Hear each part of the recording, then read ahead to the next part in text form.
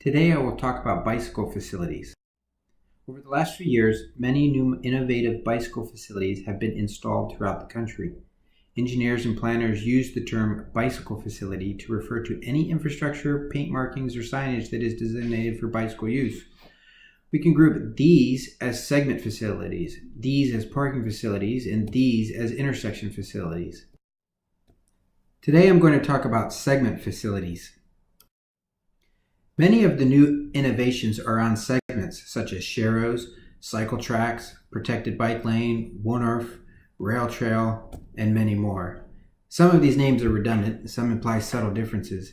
It can be complicated keeping track because sometimes different cities use conflicting names. The point of this presentation is to organize the terminology. Let's start with some history. In the 1800s, cyclists dominated the roadways. They led the effort to establish paved roadways virtually everywhere. This era is known as the Good Roads Movement. In the 1920s, the automobile took over, and for the next 40 years, the bicycle was largely forgotten. In the 1960s, there was a renaissance for the bicycle. This photo shows a celebration for a new bicycle facility, and this photo shows what is considered the first bicycle facility in the United States. It was installed in Davis, California in 1967. California was experimenting with various types of bicycle facilities. It was necessary for engineers and planners to have guidebooks for installing these different facilities. This is an excerpt from a guidebook published in 1972. It defined 4 types of bicycle facilities. The facilities were installed based on vehicle speed and vehicle volume. For example, if a roadway has 4,000 vehicles per day, and a speed limit of 25 miles per hour, then the recommendation was an on-street lane. However, if the daily volume is less than 2,000 vehicles per day, then the road would be designated for mixed cycling, meaning no separation would be provided. Note the facility considered the first from 1967 was a protected lane. The word protection is used because the cyclist is separated from moving traffic by parked cars and a concrete divide. Most of the early guidebooks in California emphasized separate paths and protected lanes everywhere. The goal was to have a separate bikeway network like is found in many cities in Europe. This all changed in the 1970s with what is known as the Vehicular Cycling Revolt. The revolt was led primarily by a man named John Forrester who wanted to fight for his right to cycle everywhere. His group felt that cyclists had a legitimate place on all roads and they did not want to give it up. They felt that protected lanes and separate paths were pushing cyclists off of the roadways. They felt that expensive bicycle paths could never be provided throughout the city. They did not think the United States would ever be able to catch up to Europe with bicycle paths going everywhere. They fought to remove protected lanes and separate paths from the guidebooks. They essentially killed this chart, and it was not to be seen again for the next 50 years. They focused on mixed traffic, and felt that with proper education, everyone could be comfortable cycling with cars. Because of their revolt, these became America's bicycle facilities.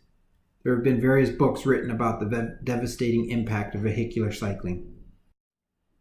For the next 50 years, the conventional bike lane and mixed cycling dominated the guidebooks used by engineers and planners.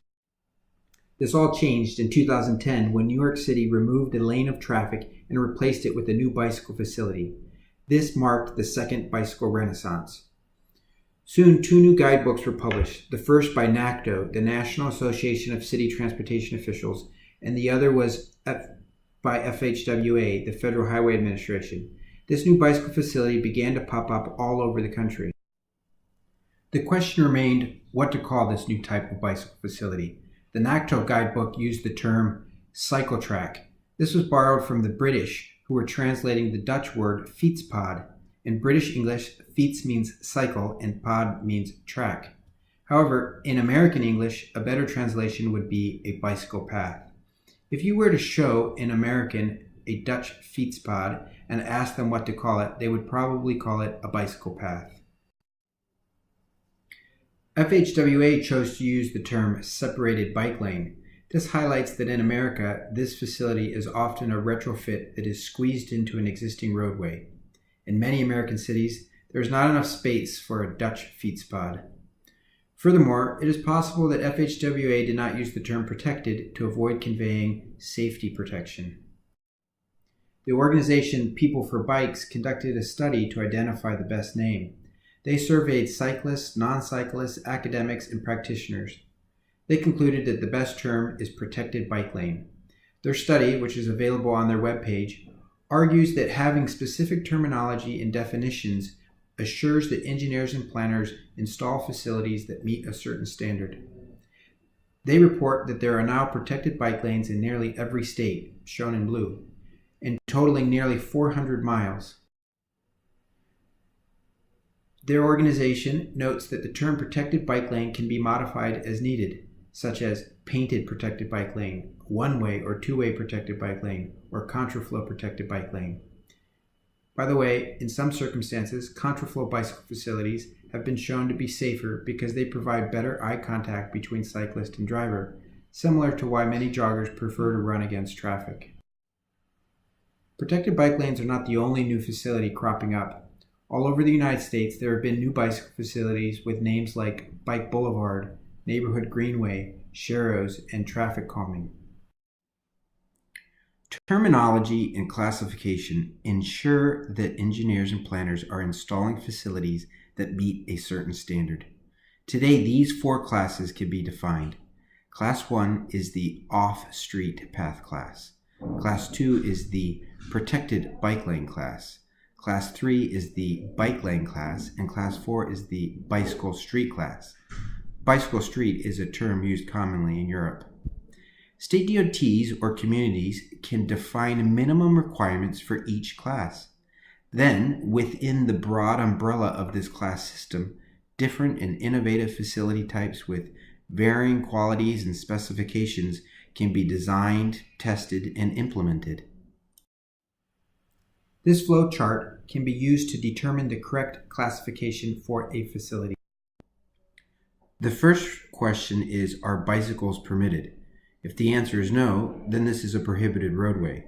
Thanks to the vehicular cycling revolt in the 1970s, there are not many roadways in the United States that prohibit bicycling. In fact, even on freeways, bicycling is usually allowed. In the U.S., the prohibited roads are private or have narrow bridges.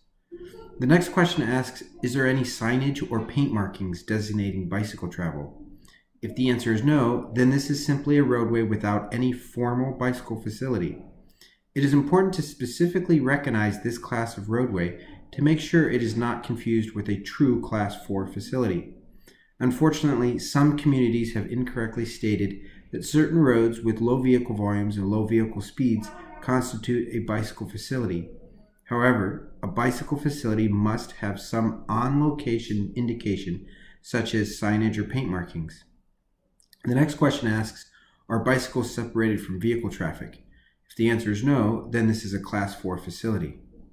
If there is separation, then the next question asks if the separation is vertical. If not, then this is the bike lane class. The distinction between Class 3 and Class 2 is if there is vertical separation. If the separation is vertical, then it is the protected bike lane class. The distinction for Class 1 is that the facility deviates from the roadway. This flow chart should be able to classify most bicycle facilities, and in fact, nearly every roadway in the United States. A few gray areas could arise if the vertical separation is questionable or if the deviation from the roadway is only for a short distance. But for the most part, this flow chart should suffice to classify existing facilities. Meanwhile, this chart can be used to help proscribe new facilities. It is a throwback to the chart published in 1972. Over the last 50 years, many countries around the world have used charts like this.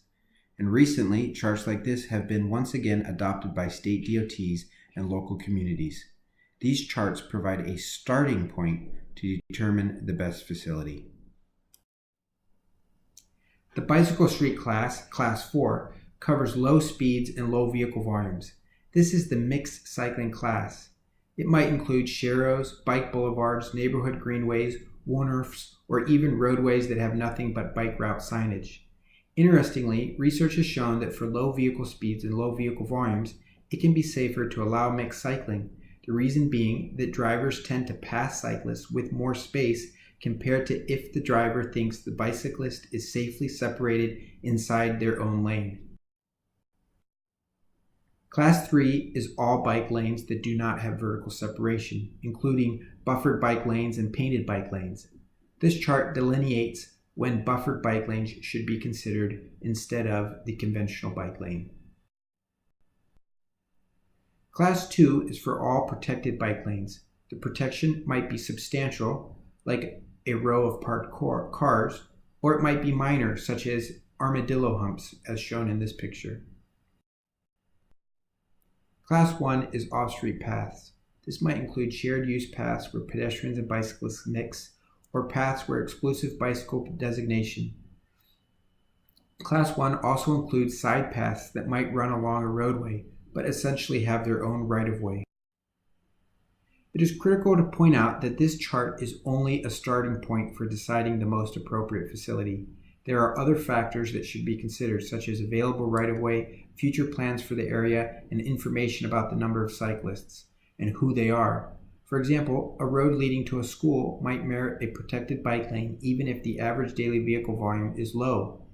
It is also important to note that this classification does not indicate a hierarchy of preferences for cyclists. There are many cyclists who would prefer to ride in the road with traffic rather than deviate from their route to find a protected bike lane or pathway.